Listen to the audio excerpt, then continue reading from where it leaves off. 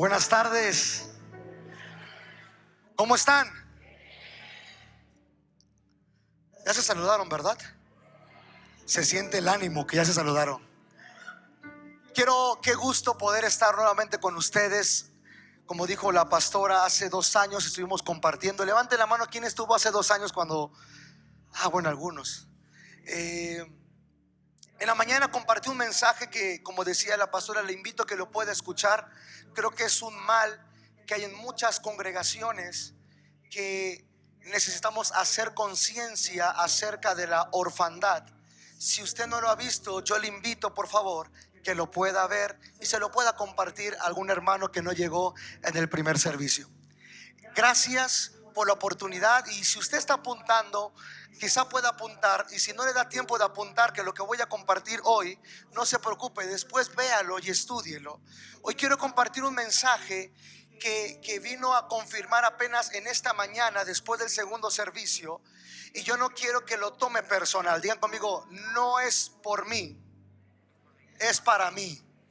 Ahora hágalo usted: no es por mí, es para mí. No lo lleve siempre algo personal, porque quizá hoy voy a hablar.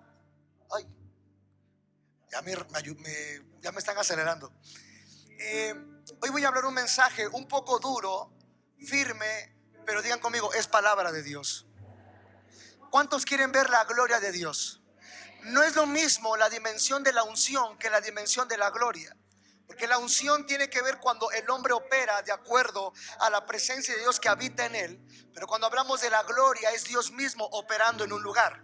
Hubieron muchas generaciones de personas ungidas, hasta que incluso agarraban y decían la unción hasta los huesos. No sé si alguien vio de esos evangelistas de hace años que decían: toca mis huesos, y de repente y la unción siempre te va a llevar a que ponga los ojos bajo el hombre, sobre el hombre. Pero cuando hablamos de gloria, es donde ya no opera el hombre, sino que Dios opera directamente. No es lo mismo la presencia de Dios que la gloria de Dios, porque la presencia se siente, pero la gloria se ve. Cuando hablamos de la presencia, es su presencia que se mueve, pero la gloria se materializa en un lugar. Y yo quiero ponerle por nombre a este mensaje, digan conmigo: altares sin gloria. La Biblia registra en el libro de Levíticos, yo voy a mencionar algunos textos, usted después puede estudiarlo. La Biblia registra que en Levíticos capítulo 6 versículo 12, que Dios mandaba a hombres a edificar altares. Digan conmigo: edificar altares. Y usted sabe que en el Antiguo Testamento los altares tenían que ver, algunos eran de piedras, algunos eran de leña, y tenían que ofrecer una ofrenda. Y la Biblia dice, si me ponen el texto por favor, Levíticos 6:12 dice así: y el fuego encendido sobre el altar no se apagará. Digan conmigo: no se apagará, sino que el sacerdote pondrá en él leña cada mañana, y acomodará el holocausto sobre él, y quemará sobre él las grosuras de los sacrificios de paz. El fuego arderá, digan conmigo: el fuego arderá continuamente en el altar, no se apagará. Digan conmigo: no se apagará. Permítame poner 4 versículos como fundamento y después voy a predicar. Segundo versículo que hay que leer, primera de Samuel capítulo 1 versículo 3. Y todos los años aquel varón subía de su ciudad para adorar y para ofrecer sacrificios a Jehová de los ejércitos. ¿En dónde? Díganlo más fuerte. Donde estaban 2 hijos de Eli, Ofni y Fines, sacerdotes de Jehová. Primera de Samuel capítulo 2 versículo 12, por favor. Más adelante dice así: los hijos de Eli eran hombres impíos y no tenían conocimiento de Jehová. Último versículo que vamos a leer, y ahora sí voy a comenzar a predicar. Primera de Samuel capítulo 4 versículo 21 al 22 dice así: y llamó al niño Icabod, diciendo: traspasada es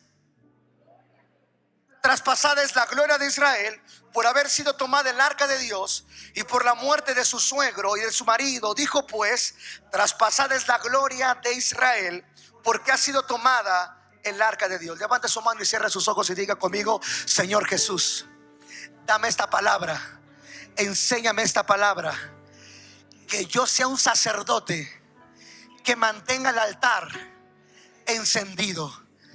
Dame un oído para la revelación de tu palabra. Dame un olfato para la inspiración de tu palabra. Dame un gusto para la meditación de tu palabra. Haz de este día un día de libertad. En el nombre de Jesús. Amén. Le voy a introducir toda la estructura del Antiguo Testamento para que pueda yo poder profundizar y enseñar un poco con más profundidad. Habían 3 personajes en el Antiguo Testamento. No se pierda, no se vaya a dormir. Los 3 personajes del Antiguo Testamento tenían que ver con profeta, sacerdote y rey. Digan conmigo: profeta, sacerdote y rey. Dios levantó a 3 tipos de personalidades de autoridad en el Antiguo Testamento que simbolizaba el profeta. El profeta era un representante de Dios hacia el pueblo. Ahora dígalo usted. Era la persona que traía dirección divina. El primer profeta que bíblicamente se le menciona, ese es mi profeta, se le llamó Abraham. Abraham, tú eres mi profeta. Y te darás cuenta que Dios levanta a un profeta porque el pueblo necesitaba dirección divina. Y cuando siempre va a venir una dirección o una transición a un lugar, Dios envía a un... Entonces el profeta era el representante del cielo hacia el pueblo. La segunda personalidad eran los reyes. Digan conmigo: los reyes. Los reyes eran hombres que se levantaban y su función era gobernar y cuidar al pueblo. Ellos tenían que gobernar bajo la ley que estaba escrita en el Antiguo Testamento, la ley de Moisés. Entonces estaban los profetas que representaban a Dios ante el pueblo. Estaban los reyes, que los reyes cuidaban al pueblo y daban dirección. Y estaban los terceros, digan conmigo, sacerdotes. Díganlo más fuerte. Así como el profeta era un representante del cielo ante el pueblo, el sacerdote era un representante del pueblo hacia Dios. ¿Qué hacía el sacerdote? Ayúdeme a predicar, pues si usted me ayuda voy a predicar mejor. ¿Qué hacía el sacerdote? Representaba delante de Dios. Escuche esto: estos 3 trabajaban juntos. Cuando un sacerdote no hacía bien su trabajo, un profeta tenía que llegar y corregirle: hey, lo que estás haciendo está mal. Cuando un rey no hacía lo debido, dice la escritura que venía el profeta y corregía al rey. Por eso en la Biblia, en el Antiguo Testamento, cuando venía un profeta, el rey le decía: oye, ¿vienes en buena onda o en mala onda? Porque sabía que el profeta representaba a Dios ante el pueblo. ¿Vamos bien? Bueno, después les voy a explicar lo profético y lo del rey. Ustedes son excelentes teólogos. Solamente les voy a explicar lo que son los sacerdotes. Los sacerdotes tenían funciones importantes. Como ellos representaban al pueblo delante de Dios, lo primero que hacían los sacerdotes es que ellos se encargaban de levantar el altar. Digan conmigo: levantar un altar con las ofrendas del pueblo. El pueblo llegaba, traía los animales, y lo que hacían los sacerdotes: degollaban el animal, levantaban el altar y tenían que ponerle leña para que ese holocausto se encendiera. ¿Está aquí conmigo? Entonces, en primer lugar, lo que hacía un sacerdote es que levantaba un altar. ¿Con qué propósito? Levantaba un altar con el propósito de remitir los pecados del pueblo. Porque cuando el pueblo estaba en pecado, Dios tenía que hablarle a un profeta y el sacerdote tenía que hacer la función de levantar un altar. Oye, yo pequé, pues aquí te dejo mi cordero, te dejo mi carnero, para que Dios me limpie de mis pecados. Entonces lo que hacía el sacerdote es: voy a lavar tus manos con tu ofrenda para que no te consuma el cielo. ¿Está aquí conmigo? Entonces la primera función que hacía el sacerdote era representar al pueblo ante Dios. La segunda función era levantar un altar para que el pueblo diera la ofrenda. Y el sacerdote ofrecía sacrificio para que se remitieran los pecados. A ese término bíblico y teológico se le llama la expiación. ¿Está aquí conmigo? No quiero que se aburra. ¿No se está aburriendo? Ok, entonces la primera función del sacerdote, lo que hacía, era un intermediario, ponía un altar, ofrecía holocausto a favor del pueblo, lo rociaba. Había un día específico para la expiación. Tercer cosa que hacía el sacerdote: El sacerdote, dice la Biblia, que le enseñaba las leyes de cómo el pueblo se tenía que conducir. Entonces el sacerdote, aparte de que era un intermediario, no solamente en la expiación de los pecados, sino que el pueblo tenía que aprender cómo conducirse. Le tenía el sacerdote que reclamar o enseñar o hacer conciencia al pueblo: no adulterarás, no vas a fornicar, no robarás, honra a tu padre y a tu madre. ¿Sí lo han visto? Los judíos tienen más de 600 mandamientos que se les fue dado. El sacerdote se los sabía de pie a pa. ¿Hasta ahora vamos bien? Entonces Dios levanta a un profeta, levanta a un sacerdote, pero en el tiempo del texto que leímos del sacerdote Elí, míreme aquí, todavía no había rey. Estaban los profetas, trabajaban juntamente con los sacerdotes, y dice la Biblia que antes de que hubieran reyes pusieron a jueces. Digan conmigo, jueces. Después de esta pequeña introducción, entonces, ¿qué hacía un sacerdote? 3 cosas básicas. Restauraba la relación del pueblo con Dios. Número 1, generaba conciencia del pueblo de cómo se tenía que conducir. Y aparte de que restauraba y generaba la conciencia, tenía que trabajar de la mano con un profeta para que el profeta diera dirección. Míreme aquí. Cuando un sacerdote hacía las cosas mal, ¿cómo cree que se sentía Dios?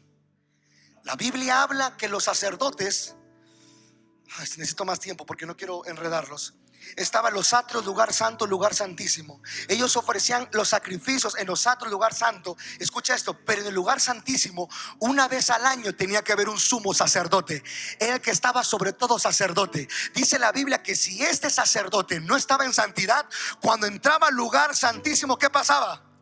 Se moría, porque tenías que presentarte delante de Dios bien santo. ¿Está aquí conmigo? La Biblia habla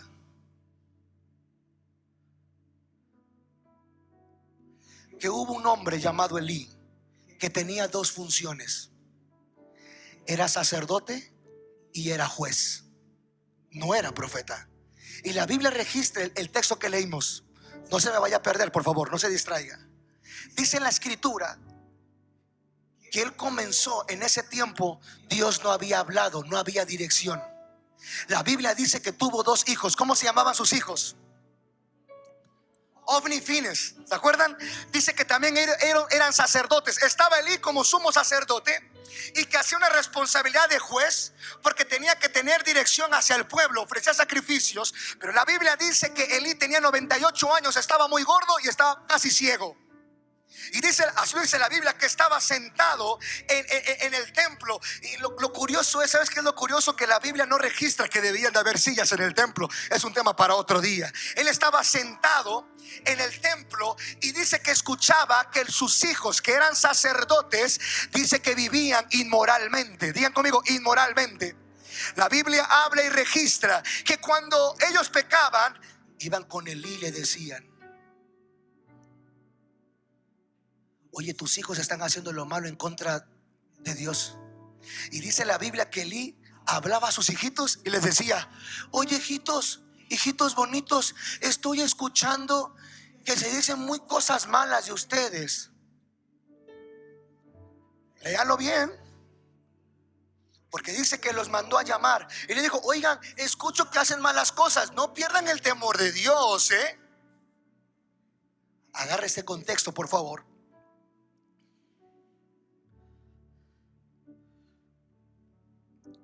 Ayúdeme. Primera de Samuel capítulo 2 versículo 12. Pastor, ahora sí tengo un poquito más de tiempo, ¿verdad? Sí tengo un poquito más de tiempo, ¿sí? Es que me están presionando con esos números verdes del infierno. No es cierto. Mira lo que dice la Biblia. Lo leemos rápido. 1, 2, 3. Los hijos de Elí eran hombres impíos y no tenían conocimiento de Jehová. Escúchame, Dios no es un Dios para ser interpretado, es un Dios que debe ser conocido. No es lo mismo que tengas a Dios en la mente que tengas a Dios en el corazón, porque a Dios no se le interpreta, a Dios se le conoce. Aunque eran sacerdotes, por más que se sabían la ley, ellos no tenían temor de Dios porque no lo conocían. Por eso Dios quiere levantar una generación de personas que puedan conocer, entender, pero principalmente intimar con Dios. Lo curioso es que la Biblia dice que eran sacerdotes. Por favor, quiero que se meta, por eso le di la introducción. Una persona que te tiene que enseñar la ley, que te tiene que hacer conciencia, que te representaba delante de Dios y vive en pecado. Hola. Y dice la escritura que Elí era sacerdote, tenía una posición, tenía experiencia, tenía responsabilidad nacional. La Biblia habla que los quiere y dice que les llama la atención. Te voy a decir qué pasó con estos hijos de Elí, Ofni y Fines.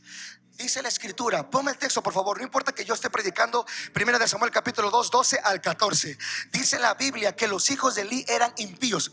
¿Y sabes lo que hacían? Número uno, agarraban las ofrendas y se las comían ellos.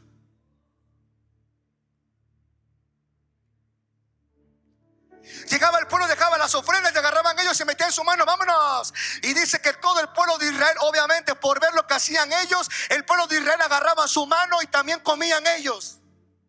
Lo que era consagrado solamente para sacerdotes, el pueblo, por ver una mala imagen sacerdotal, ¿qué fue lo que comenzó? Pues hagamos lo mismo. Y comenzaron a profanar los recursos y las ofrendas del pueblo. No tenían temor de Dios. Y Samuel sabía lo que pasaba. Escucha, se pone peor. No solamente robaban las ofrendas. ¿Sabes qué pasaba? Dice que en la entrada del templo, del tabernáculo, se acostaban con las mujeres que servían en el templo. Fornicaban. Vea por favor, vea el contexto. ¿Cómo? Un sacerdote en el templo. ¿Sabes lo que se le llama el término bíblico? Cuando haces eso, cuando robas o cuando cometes adulterio dentro del templo, se le llama profanación. Contaminaste lo que era santo. Ahora lo contaminaste. Menospreciaste el sacrificio, menospreciaste la santidad. ¿Sabes lo que ha pasado hoy en día en una generación que está viniendo emergente?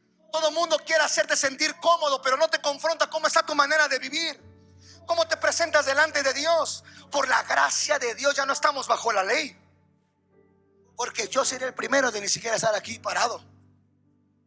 ¿Cuántos pecan?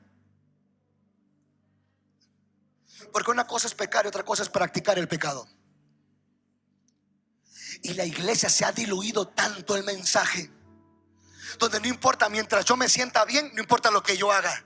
Mientras yo me sienta bien siendo un perro, no me importa lo que piense Dios. Mientras yo me sienta bien cambiando quizá un poco el corazón, no importa.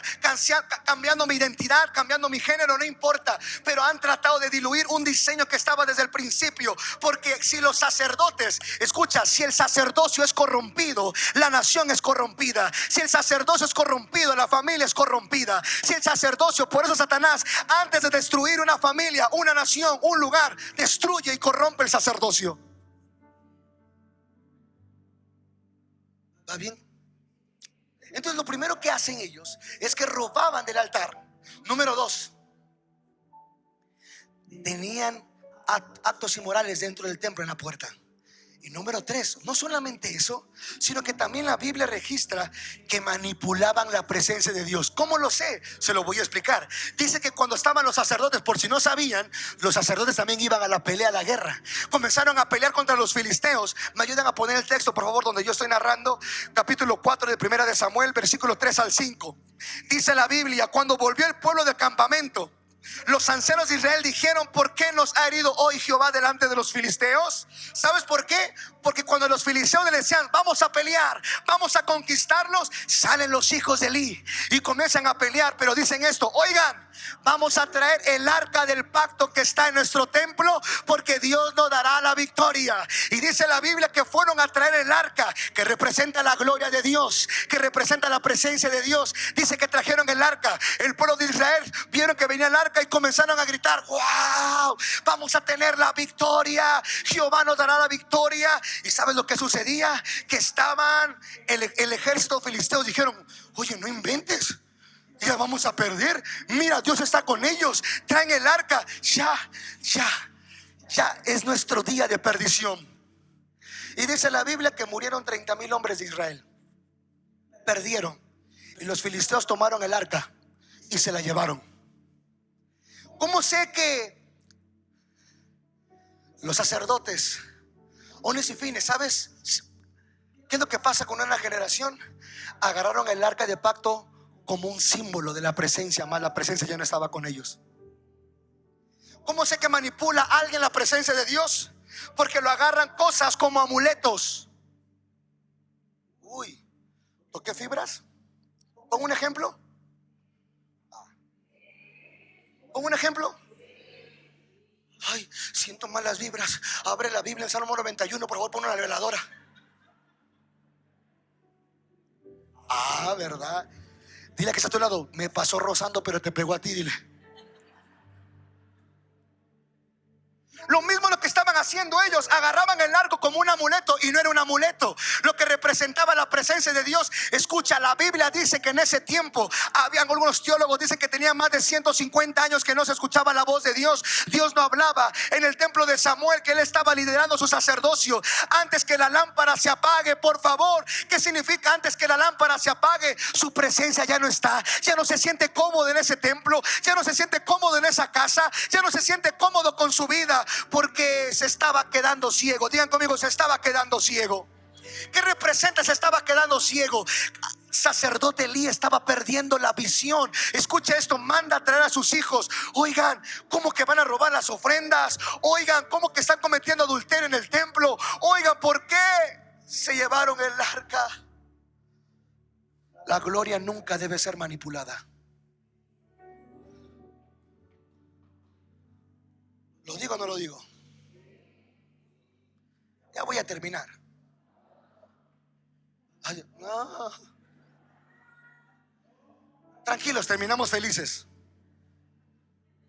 Les voy a spoilear. Entonces, todo eso lo puede leer usted en 1 Samuel. Dice que, ay, no sé cómo decirlo. Elí no inició la corrupción, mírame aquí, pero la permitió. Hola. El problema no siempre es el pecado activo, a veces es la omisión disciplinaria. Papás, tu casa es un altar. No permitas que tus hijos profanen tu casa.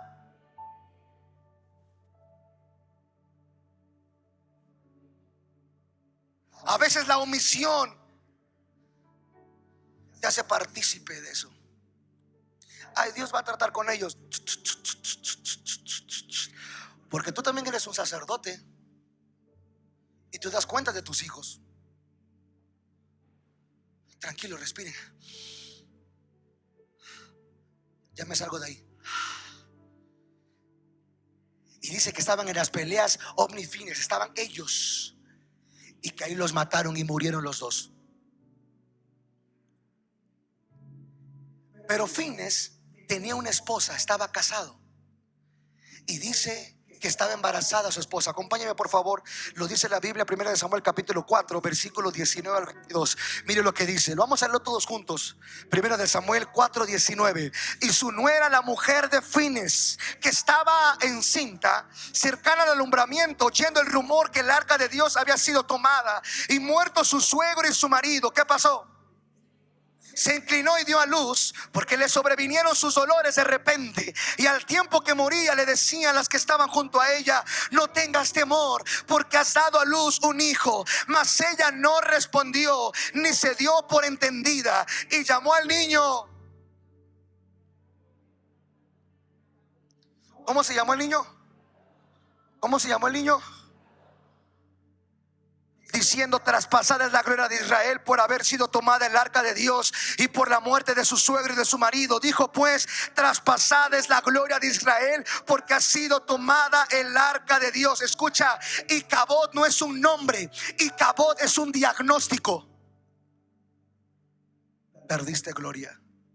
A ver, creo que esto no lo mencioné al principio, que es interesante.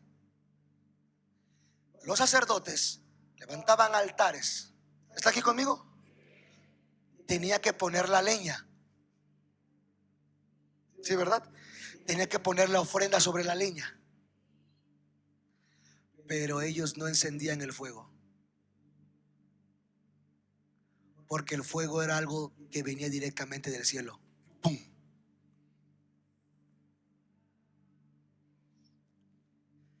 Muchos sacerdotes, hijos de Dios, saben edificar altar, saben poner leña, pero el fuego no está.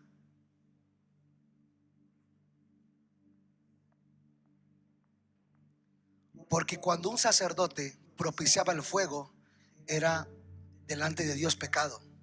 Léalo. Cuando la Biblia dice: y el sacerdote pondrá la leña todas las mañanas para que no se apague el fuego, porque el fuego no es por obra humana, es por obra divina. Uy.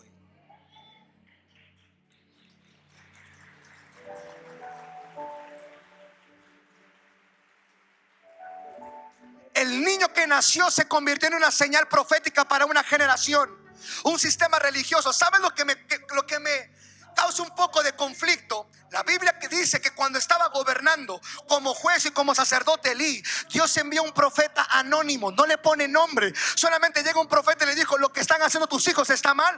Y se hizo el sordo Elí, no hizo nada. Porque antes de que venga condena y juicio sobre una casa, Dios envía un profeta. Porque aun cuando ya no había profetas en ese tiempo, hubo una sequía de profecía, una sequía de dirección profética. Dijo Dios: aun cuando está un sacerdote corrompido, voy a levantar en medio de la corrupción a un profeta llamado Samuel.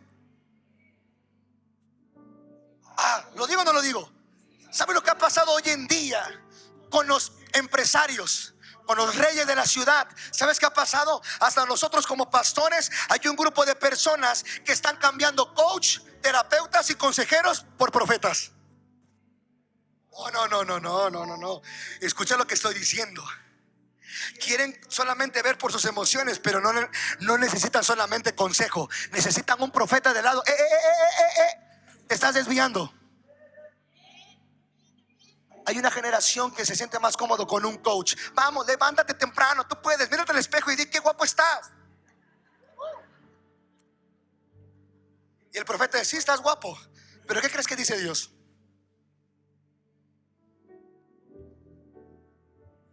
Por eso los religiosos quieren apagar la voz profética. No existen apóstoles ni profetas.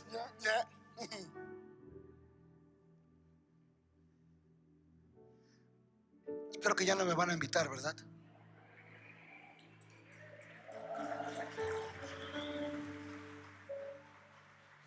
Escucha, la gloria no se pierde en un día. La gloria se pierde cuando se pierde el temor de Dios primero. Ahí viene la desobediencia y viene la deshonra. ¿Sabes por qué? Porque la gloria no se hereda, la gloria se honra.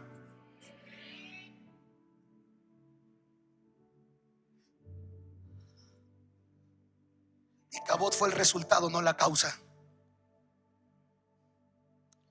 Me llama la atención, ¿dónde estaba el sacerdote Elí? ¿Dónde estaba? ¿En qué ciudad estaba? ¿Se acuerdan? Estaba en Silo. ¿Se acuerdan? Ayúdenme a predicar. ¿En dónde estaba? Díganlo más fuerte. Silo representa un lugar de provisión, de prosperidad y de paz. Mírame, Silo después se convierte en un asentamiento donde hoy en día se considera que es Jerusalén. Dios les había dado Silo porque dice que su territorio era un territorio plano donde ellos podían poner el tabernáculo. Por favor, no se pierda. Dios les había provisto de un lugar especial, de que tuvieran provisión, paz y sanidad y libertad para que le edificaran el tabernáculo. Dios había dado un lugar de bendición para ellos. Pero el problema es: lo que Dios te dio como bendición, por falta de santidad, se volvió en un lugar de juicio y condena.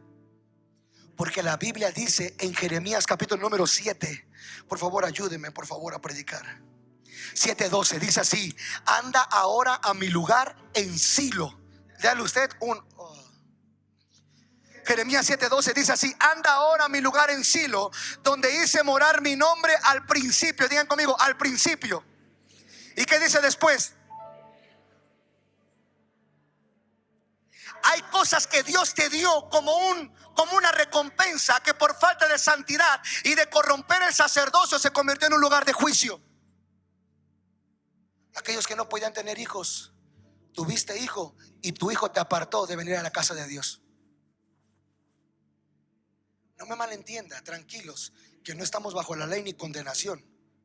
Solamente estoy hablando del sentido, porque usted tiene que entender, muchos de ustedes no tenían negocios y Dios los bendijo con un negocio.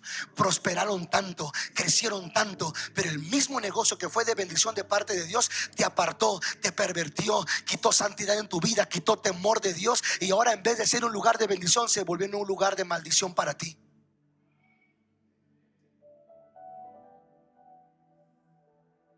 Yo quiero sacerdocio, quiero su presencia. ¿Cuánto quieren la presencia de Dios? ¿Realmente la quieren? ¿Realmente quieren su gloria? El fuego no lo enciendes tú, lo enciende Dios. ¿Y sabes cuál es el requisito? Santidad. Cuando el sacerdocio se corrompe, la gloria se retira.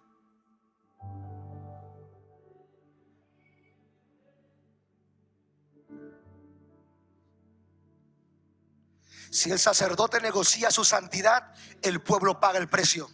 Si el destino espiritual de una generación se decide en la pureza de su altar, donde el sacerdocio se consagra, la nación se levanta. Donde se corrompe, la nación se fractura.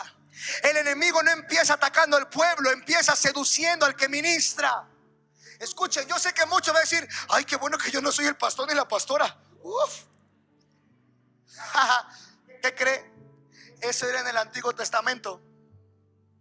Pero mi Biblia dice, en el tiempo de la gracia, que nosotros somos nación santa, linaje escogido, real sacerdocio.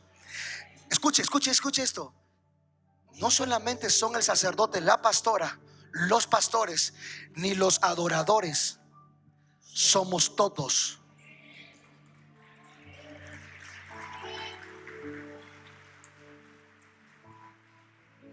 Necesito, escuche esto, por favor. Cuando tú llegas al templo, voy a decir algo con mucho temblor y temor. Hoy en día se ha diluido tanto el mensaje en las iglesias. Ven tal como eres. Wow, chulo, chula, chule. Bueno, ven. El problema no es que ven tal como eres. El problema es que Dios no te quiere dejar igual. Y ese es el problema. El problema es que sí, ven tal como eres. Hasta en mi iglesia tenemos carteles: eres bienvenido.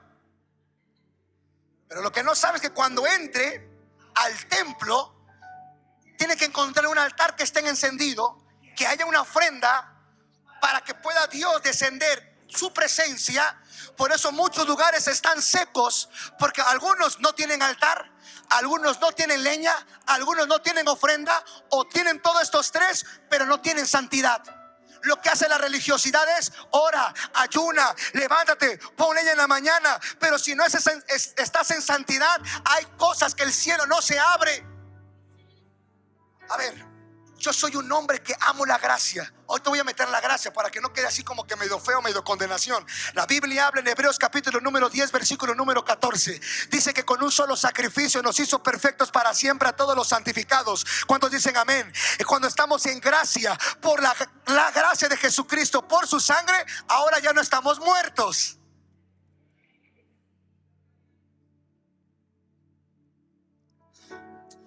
¿Cómo le explico? Porque la santidad tiene tres tiempos: la pasada, la presente y la futura. Él nos santificó, dice la Escritura. Luego la Biblia dice: santifíquense, sean santos como yo soy santo. Presente continuo. Y la Biblia habla en futuro. Dice: y el mismo Dios de paz os santifique por completo, y todo vuestro ser, espíritu, alma y cuerpo sea guardado irreprensible para la venida de nuestro Señor Jesucristo. Escúchame, no porque te santificó, te perdonó, te justificó, te liberó, no significa que su gracia todavía no nos habilita para vivir en santificación, purificación, restauración, regeneración, pacificación.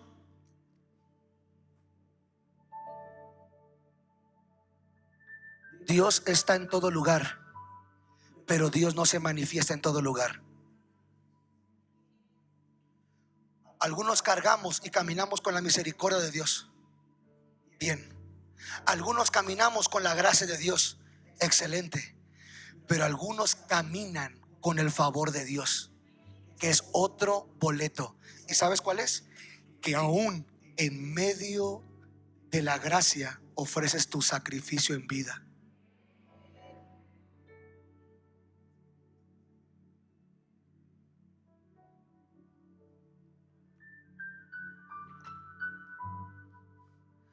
Iglesia, ¿cómo está tu altar?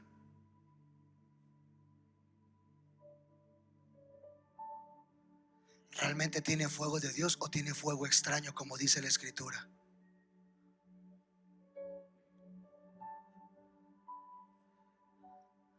Para que Dios se manifieste en un lugar, tiene que haber un altar y tiene que haber un sacerdote de decir: yo cuido el altar, yo pondré leña, pero te pido que caiga fuego y yo seré responsable de que nunca se apague. ¿Sabes por qué la lámpara del templo con Elí estaba a punto de apagarse? Porque permitía corrupción. Satanás solamente dice: voy a golpear su sacerdocio. Me encanta porque la Biblia habla en Hebreos, creo que es Hebreos capítulo número 4, dice la Escritura que Jesucristo es el sumo sacerdote que se compadece por nosotros, siendo tentado en todo, pero no se halló pecado en él. Mira, por él tenemos ya los cielos abiertos. Por él no seremos condenados porque tenemos gracia. Pero no significa que los cielos estén abiertos, no significa que pueda caer fuego. Porque Dios está levantando una generación, por favor, se lo digo con tanto amor, que tenga temor de Dios. ¿Le puedo confesar un testimonio? ¿Le puedo abrir mi corazón? ¿Sí puedo? Qué chismosos son, ¿no es cierto? En la iglesia Dios nos ha permitido pastorear. Ya cumplimos 5 años la semana pasada. Y Dios ha sido tan bueno que ha crecido la iglesia impresionantemente. No es por nosotros, porque la Biblia dice que el crecimiento lo da Dios. Y en una mañana Dios le habla a mi mamá. Nosotros somos un cuerpo pastoral. Y le dice: Betty, defiende mi obra. Mi mamá se despierta. No te entiendo, Señor. Defiende mi obra. Llama a mi hermano Peter, el pastor, me llama a mí y me dice: ¿qué onda? Dios me habló y me dijo: defiende mi obra, sin importar que sean tus cercanos. ¿Qué pasó? Y nosotros, pues no sé, lo prometo por la Virgen, sí, perdón, lo prometo que yo estoy bien, sino que le pregunten a mi esposa: me porto bien, me le someto a mi esposa. No es cierto. Te amo, mi amor. Salimos a un viaje, mi esposa y yo, de gira a Argentina. Comenzamos a compartir.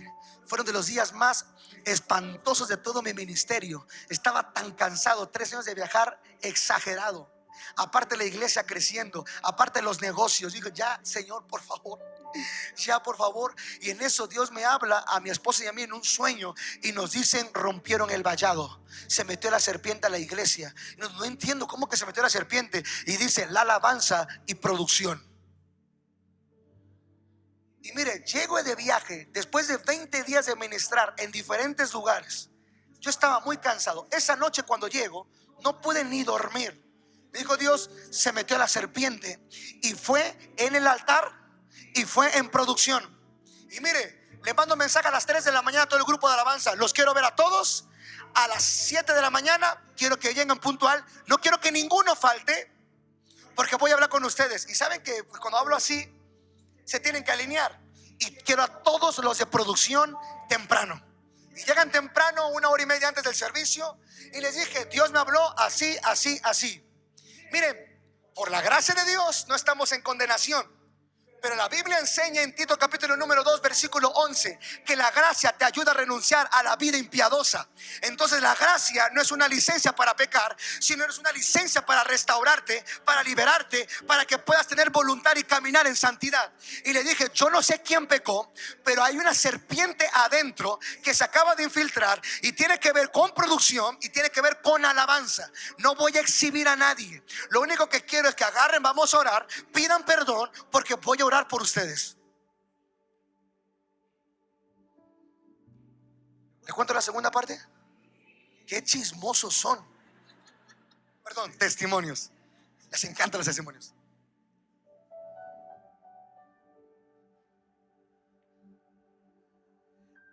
Yo les dije a ellos, si tú llegas temprano, los de producción, son como quizá 20 chicos, cuidadito, andan viendo pornografía ahí.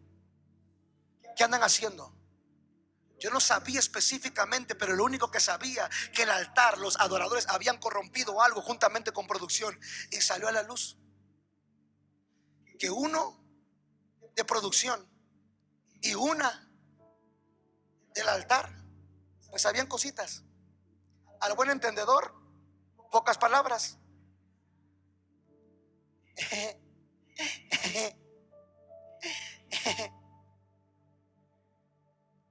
Y te hago la pregunta, ¿y tú eres celoso del altar? ¿Tú eres celoso de tu casa? ¿Tú eres celoso de tus negocios? ¿Eres celoso de tus amistades? Porque algunos dicen, ya tengo la leña, Dios.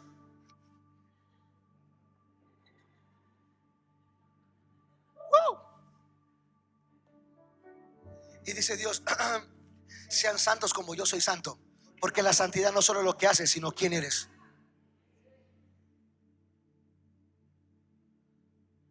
Terminé.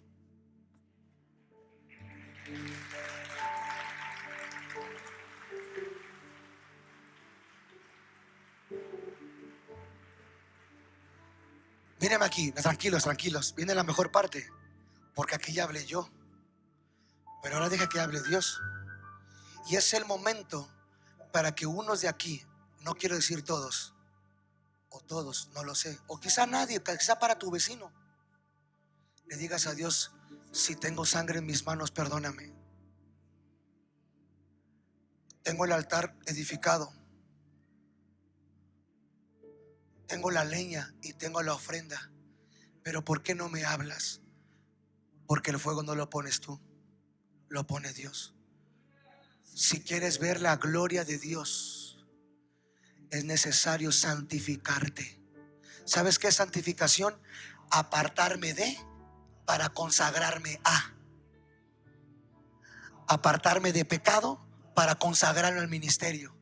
Apartarme de relaciones que me llevan a pecar, acercarme más a Jesucristo. ¿Sabes qué es santificación?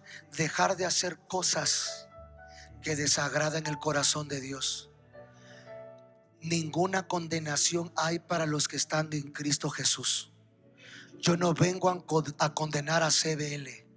Yo vengo a recordarles la gracia de Dios. Que si hay pecado, que si no hay altar, que pidamos perdón. Llévalo para tu casa, llévalo para tus hijos, llévalo para tus negocios, llévalo para tu congregación, llévalo para cada área, por favor. Por favor, ¿sabes lo que le decía yo a mi congregación? Muchos hemos perdido el temor de Dios hasta de su templo.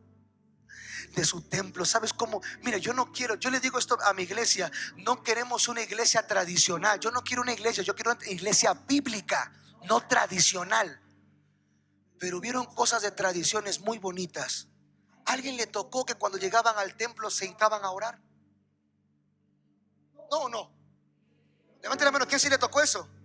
Había una reverencia. No estoy diciendo que pongan aquí para orar, no estoy diciendo eso. Estoy diciendo que cuando uno llegue, voy a llegar a la casa de Dios. Falta ese temor hoy en día, esta generación. No me importa, no voy a ofrendar. No es cuestión de dinero, es cuestión de honra. ¿Cómo está tu altar? La primera pregunta es, ¿tienes un altar? La segunda es, ¿tiene leña tu altar? Y la tercera es, ¿tiene ofrenda tu altar? Sí, tengo las 3. Ok, ¿ya te pusiste delante de Dios a cuentas?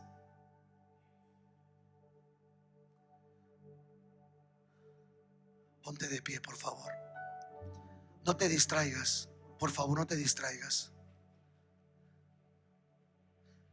Ven, Señor, como dijiste, derrama tu gloria, derrama tu gloria.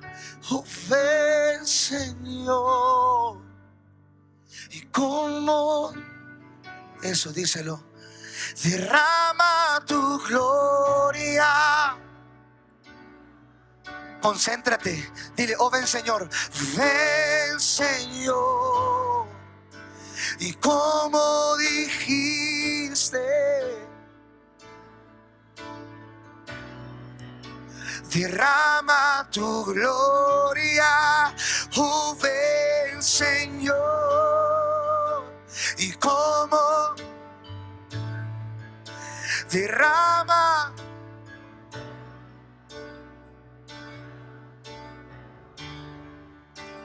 Mírame aquí.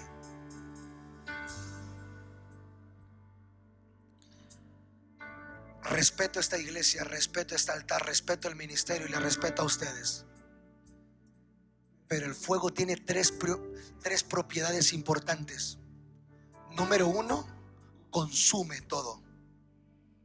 Número 2, alumbra todo. Y número 3, purifica todo.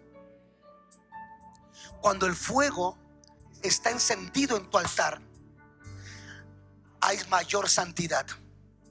Cuando el fuego está encendido en tu altar, hay mayor entendimiento de tus procesos. Y cuando el fuego está encendido en tu altar, hay mayor revelación. Tu intensidad cambia. Cuando una persona no canta con intensidad, o no tiene altar, o tiene poco fuego, o no tiene fuego. Por eso el Espíritu Santo, cuando viene un cristiano, lo primero que hace Dios con un cristiano nuevo es que le da de su Espíritu Santo.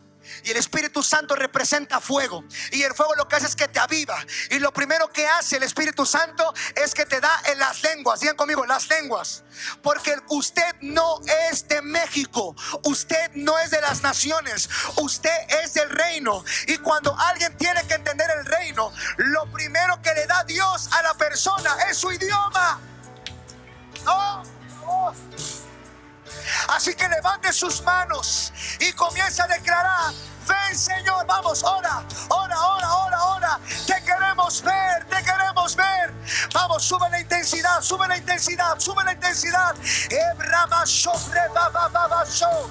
Ibrama canarara masheterere. Si hablas en lenguas, habla en lenguas. Vamos, vamos, vamos, vamos, vamos, vamos. Abre lenguas, suelta las lenguas. Recibe el don de lenguas. Y breve, breve, shotarama que breve, bramaba. Breve, breve, she. Y brama, shotarama que terere, she. Un minuto más, un minuto más, un minuto más. Vamos, vamos, vamos. Hablen lenguas, reciben don de lenguas. Riba mama shoterere. Shobra baba.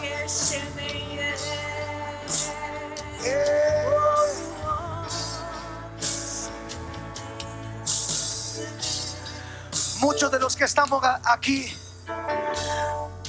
antes de pedir el fuego y la gloria, yo sé que actualmente ahora ya no pones unas piedras y edificas un altar. ¿Sabes lo que significa altar ahora en la gracia? Significa invocar a Dios. Cuando tú oras, estás invocando a Dios, estás edificando tu altar. Cuando tú adoras, estás haciendo que los cielos se rompan. Cuando tú estás orando, intercediendo, estás poniendo tu ofrenda, que eres tú la ofrenda, o son tus recursos o tu tiempo, y estás atrayendo para que el cielo descienda. Escucha lo que te voy a decir. Pero vamos a comenzar a pedir perdón. Pide perdón. Vas a pedir perdón por tus pecados. Toma la posición de sacerdote. Ya no necesitas a una persona quizá directa. Ahora dile: Señor Jesús, tú eres el sacerdote, el sumo sacerdote. Me presento delante de ti con entendimiento CBL, ¿está listo? Ah, Dios. CBL, ¿estás listo? A la cuenta de 3 vas a pedir perdón. No tengas miedo. 1, 2, 3, vamos, pide perdón, vamos. Vamos, vamos, Dios te está escuchando. Vamos, vamos, vamos. ¿En qué momento fuiste corrompido? ¿En qué momento fuiste corrompida? Vamos, vamos, pide perdón. Perdóname, Señor. Perdónanos, perdónanos. Si mi pueblo se humillare, invocare mi nombre, Él me escuchará. Él me escuchará. Vamos, vamos, sigue pidiendo perdón. Vamos, vamos. Perdónanos. En el nombre de Jesús, perdónanos. Si fuimos corrompidos,